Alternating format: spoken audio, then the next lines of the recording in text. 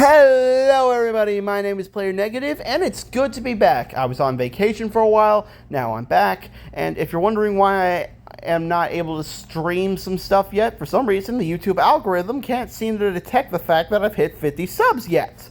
So I gotta keep making some videos to make things more interesting. Today's topic is gonna be a bit of an issue.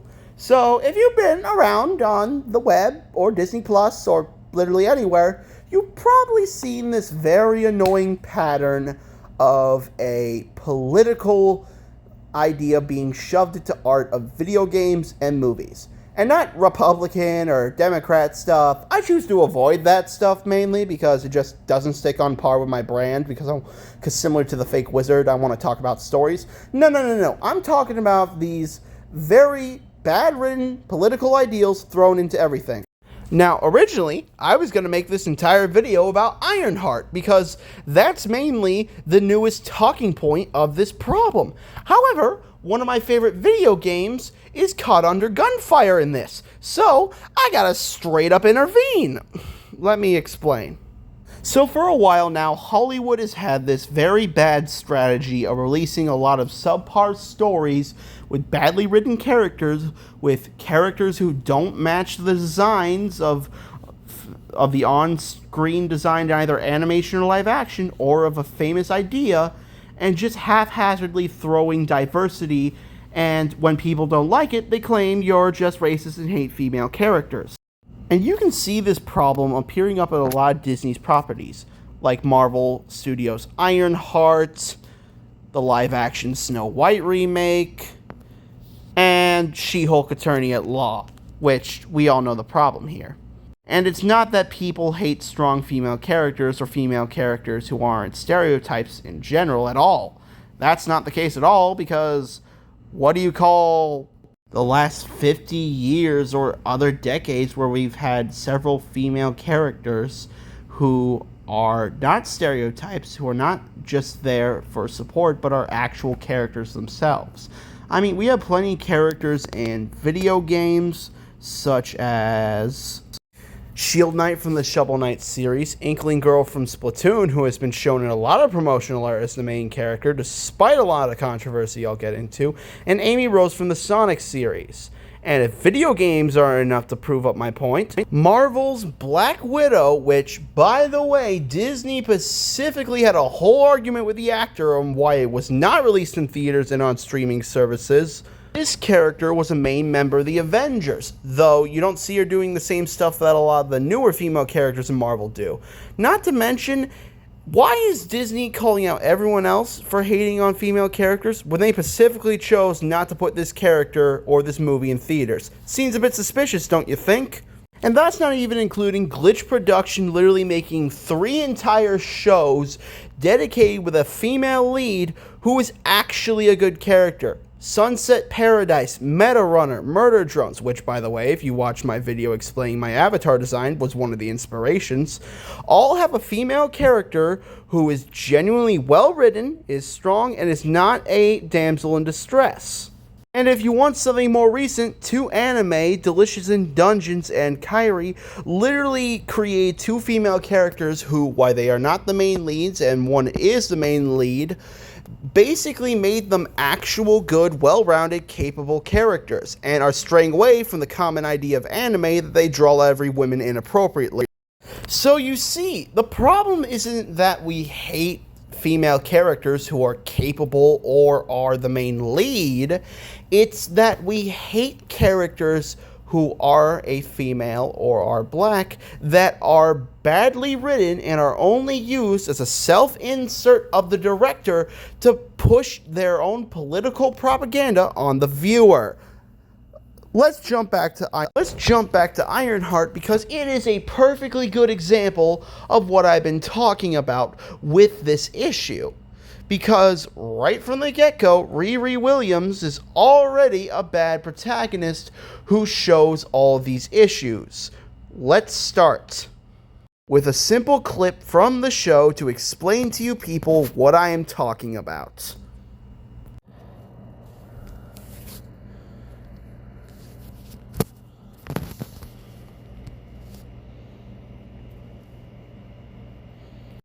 So you're getting jobs, right? You're getting gates, right? You're getting pin, right? You're getting start. Yeah, come on. Don't be crazy. So you're getting jobs, right? You're getting gates, right? You're getting pin, right? You're getting start. Yeah, come on. And that right there is the massive problem. She opens with being very full of herself and saying she's bigger than Gates, Tony Stark, Bruce Banner, and Hank Pym, which she hasn't done anything or invented anything revolutionary specifically with her own hands. Let me provide a little bit of context to the non-comic book fans who understand my viewpoints, with a little bit of an MCU summary for those of you who have dropped out of the series a little late. Hank Pym invented the Pym particle, a device that literally allows you to shrink your atoms at a molecular level while still retaining your mass, which he used to fight the Nazis back during World War II. Tony Stark invented the art reactor, not only under bad circumstances, but literally created a generator that can power a city in the palm of your hand. And Bruce Banner invented a literal new form of gamma radiation that does this to your body. So, here you are saying that you're better than all of them when you haven't even created your own original invention. So here you are saying that you're better than everyone else when you can't even make anything original, and you genuinely only think that all of them are good because they're white billionaires. Which is not true at all, because most of them weren't, and realistically speaking, the first thing you do is build an Iron Man suit, which looks like total trash. Like, I was hoping for something better than what they got. Like, to be fair, the poster of this thing looks not too bad, but the suit just looks really, really bad. Like, do you know what the suit normally looks like? Well, it looks something like this. See how this suit has more color, and it looks more rigid, and has a better design that feels more original? And it's not like they could have done this in live action or it cost too much money, because they were originally going to make the suit look more like this. I mean, this is what original concept art for the poster looked like. So what gives? Why change the suit if it was already going to look good to something more comic book accurate? And you can't say it's because they're scared of the source material, because this came out around the same time Fantastic Four was in development, which tried to lean towards more the comic book style. Like, it genuinely annoys me that this show could have been good. Like, if Disney just let Marvel stick to the ropes of the actual comics and what the fans wanted, maybe this show could have actually been good. But no, it had to be used as a political pedestal for people to preach at the audience, which I really hate. I'm not going to go fully into the film because, to be fair, you should watch it for yourself so you can fully understand the problem. Because, honestly, if you're someone who likes She-Hulk Attorney at Law, then yeah, maybe this show is for you. Just saying, don't expect a masterpiece. Don't really expect anything. And a lot of people will tell you, well, if you didn't watch it, you can't give an opinion, but that's just the problem. You can. It's so annoyingly, well-writtenly bad that you can criticize it. That everyone does criticize it, and that we can sniff the problems from a mile away. And to be honest, it really annoys me because I used to love watching Marvel movies. Because I enjoyed watching WandaVision, Loki, Captain America, Brave New World, and Falcon and the Winter Soldier. So I really enjoyed watching things like Loki, WandaVision, and Falcon and the Winter Soldier. And to be fair, I had no problem with them. But to see Marvel fall like this, it just hurts. Moving on from the Marvel issues and Ironheart, let's talk about what you probably read in the caption for if you're a gamer, the Splatoon issues. I have nothing against the series and I do not hate it. To be honest, I genuinely like it. It's a fun shooter and is really nice from all the dumb Fortnite and Call of Duty crap you hear all in it. However, there's been a bit of an issue with the fandom, with a massive controversy with people believing Splatoon is supposed to be, and I quote, according to a weird group of people, a female-centric game. Even though the game that literally involves shooting paint everywhere is literally all about a sense of diversity and characters, be it the player or anyone else, expressing themselves. Also, I argue that the game tries to be equal to both genders, including most of the box art for some of the games, because, well, just look at it. Literally every generation of the game throughout all 3 Nintendo consoles, or the 2, to be honest, all display both a boy and a girl character. And I know a lot of people love to argue that because the girl character is in the foreground and is more visible, that the game is female-centric, which I call bullcrap to that because the box art doesn't mean jack squat. What example do I have to back this up? Well, I'm glad you asked. Arms. The literal main box art of the game is supposed to literally depict Spring Man, who is the main protagonist of the game, getting punched in the face. Ribbon Girl is in the foreground and is literally beating up the main protagonist. Does that make her the main character? No! That's just what the box art decided to do, for some reason. The whole point of games like Splatoon is that you have the option to pick either one.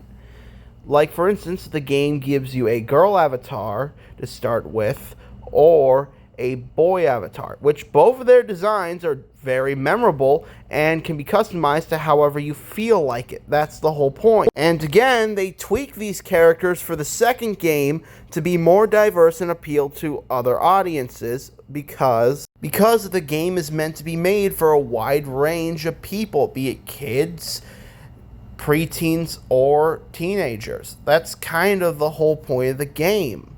That would be like if I looked at Pokemon and said, oh, this game is male-centric because the first playable character option shows up in most of the box art more than the second character option, even though the game is meant to be diverse and meant to be for multiple people.